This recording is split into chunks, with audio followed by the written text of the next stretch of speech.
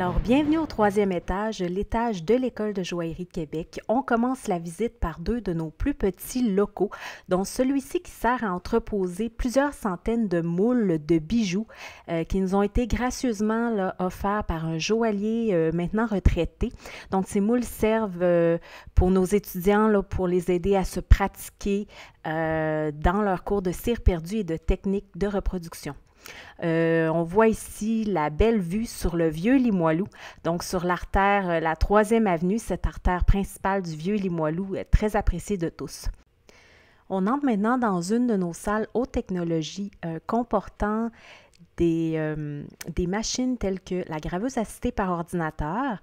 Cette graveuse-là est utilisée de plus en plus par les étudiants pour leurs projets, soit scolaires ou personnels, qui permet de graver, comme vous voyez, beaucoup plus rapidement qu'à la main.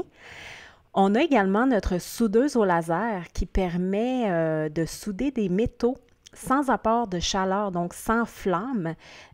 Donc, ce qui peut être très pratique, surtout quand on a des matériaux composites sur nos bijoux. Alors, on revient dans le corridor où on peut voir sur les murs des photos de bijoux qui font partie, en fait, ce sont des bijoux de la collection privée de l'école. Les bijoux qui se retrouvent dans les vitrines en ce moment font également partie de la collection privée de l'école.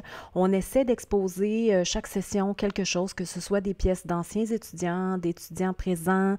Des fois, on ressort la collection privée ou encore on expose des exercices. Donc, on essaie de varier un peu pour mettre de la vie. Donc, on vient de voir rapidement les toilettes de l'étage, tout simplement. Et on entre maintenant dans notre première salle de classe, en fait, notre premier local d'atelier. C'est notre plus petit local d'atelier à l'école. Donc, comme vous voyez, chaque étudiant a son banc d'atelier, son espace de travail tout équipé. Dans ce local-ci, on a également les meules pour fabriquer certains outils. On a également la machine à jet de sable qui sert à faire de la finition. Et on a également un espace haute avec tout ce qu'il faut pour faire le lingotage et le recuit. Donc, on a des stations comme celle-ci dans tous nos locaux d'atelier. Alors, les étudiants peuvent faire leur lingot, le dérochage, etc. Et dans ce local, on a également les gros outils, donc la scie à ruban, bien pratique pour découper les blocs de cire et le plexi. On a la perceuse à colonne gigantesque ainsi que la sableuse à ruban.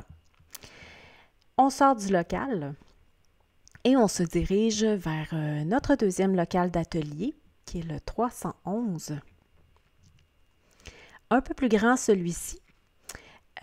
Plus utilisé d'ailleurs. Donc, on a plusieurs bancs, un grand tableau toujours comme dans chaque local de cours.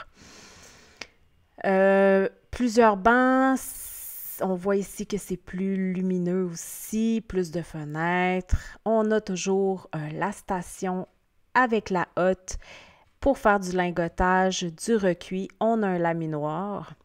Et ici, on a notre petite station également spéciale COVID, donc avec tous les produits nécessaires de nettoyage.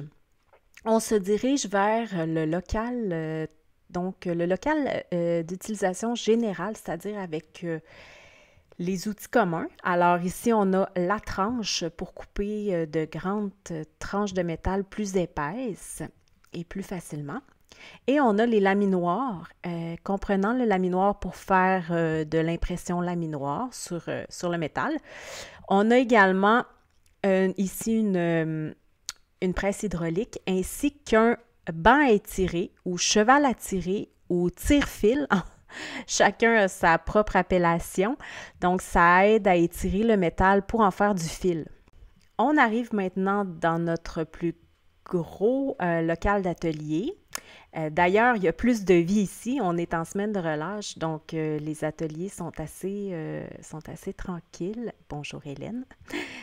Sont assez tranquilles de ces temps-ci, règle générale, mais les étudiants avaient la possibilité de venir en atelier libre, travailler en atelier libre, et Mathieu Roy, notre chargé de cours, étaient volontaires pour venir coacher les étudiants là, aux besoins.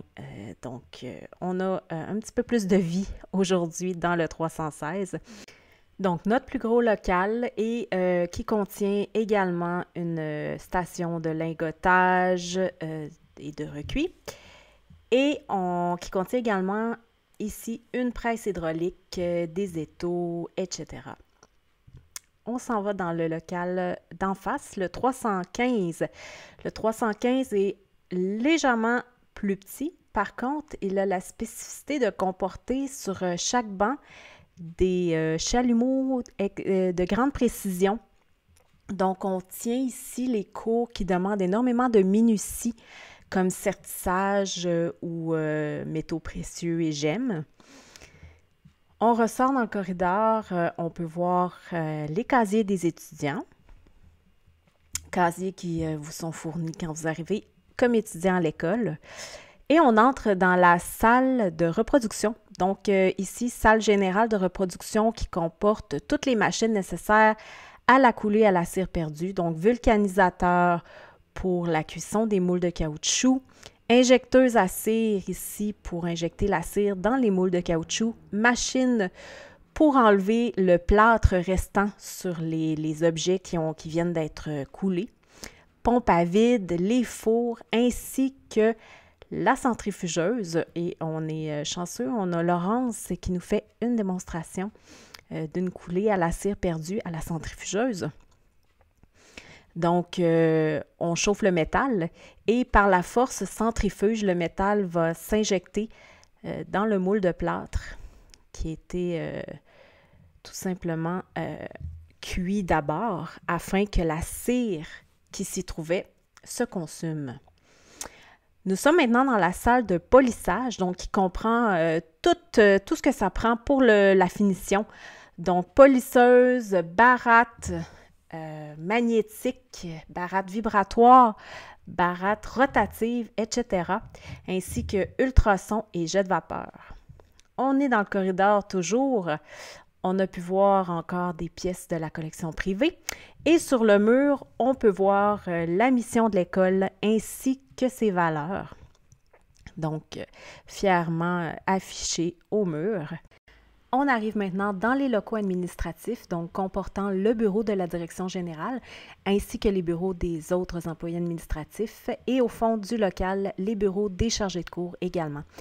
Ce local comporte aussi une bibliothèque avec des ouvrages sur la joaillerie, ainsi que tous les projets de recherche qui ont été menés à l'école depuis ses débuts. Les étudiants peuvent venir les consulter à leur guise. Sur ce côté de mur, on a les cartons des cohortes depuis 1993, donc tous les noms de nos finissants y apparaissent selon leur année de graduation. Et de ce côté, on a encore des photos de la collection privée de l'école, catégorie pièces uniques cette fois. Donc, tantôt, on avait la catégorie bijouterie, maintenant on a pièces uniques. Donc, à chaque année, l'école, à l'exposition des finissants, remet des prix dans le but de faire l'acquisition de pièces de ses étudiants sortants et de se munir au cours des années d'une petite collection à traîner dans les salons, les événements promotionnels et afin de faire la diffusion de l'école et de ses anciens étudiants sur les réseaux sociaux. Et ici, nous avons le magasin avec Manon. Bonjour Manon, la technicienne de jour. Manon, elle est aux premières loges avec les étudiants. Donc, c'est elle qui leur remet leur coffre, leur fait payer leurs factures, leur prête des outils. Elle répond même à des questions techniques quand les chargés de cours ne sont pas là parce que Manon, elle est une joaillière aguerrie.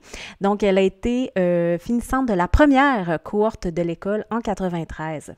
Donc, on est dans un de nos plus petits locaux, mais ô combien important, avec les imprimantes 3D. Donc, on a pu voir les fours catalyseurs là, pour la résine. Et ici, on a les prototypeuses, donc la plus petite qui fonctionne à filament, qui est beaucoup plus rapide, mais qui fait des prototypes un peu moins précis. Et on a la grosse qui prend un peu plus de temps, mais par contre, qui fait des cires d'une grande précision. C'est à noter que ces machines fonctionnent avec des logiciels à dessin et nous, ici à l'école, nous utilisons le logiciel Rhino et Rhino Gold. Donc ici, on a notre dernier local, le 301, qui comporte son propre petit espace d'exposition, qui a déjà servi d'ailleurs pour une exposition du collectif Filière 11, collectif de bijoux contemporains de Québec, qui avait fait une résidence à l'école, une résidence d'artistes. Donc, on a notre programme de résidence Vibrance ici à l'école. Donc, les artistes sont appelés à venir faire justement un projet de résidence dans ce magnifique local qui est pratiquement autonome. Donc, on a également des tableaux de liège au mur pour les artistes qui voudraient se faire des mood boards, répertorier leur démarche de création. Donc, un local qui est très propice aux échanges riches, aux discussions et toujours dans un but de convivialité. Donc, c'est sur l'image de ces belles étudiantes en atelier libre ainsi que de leur chargée de cours Mélanie Denis qui est dans le coin ici, juste à gauche, voilà, que se termine cette visite en espérant fortement vous recevoir en vrai dans cette belle école qu'est la nôtre.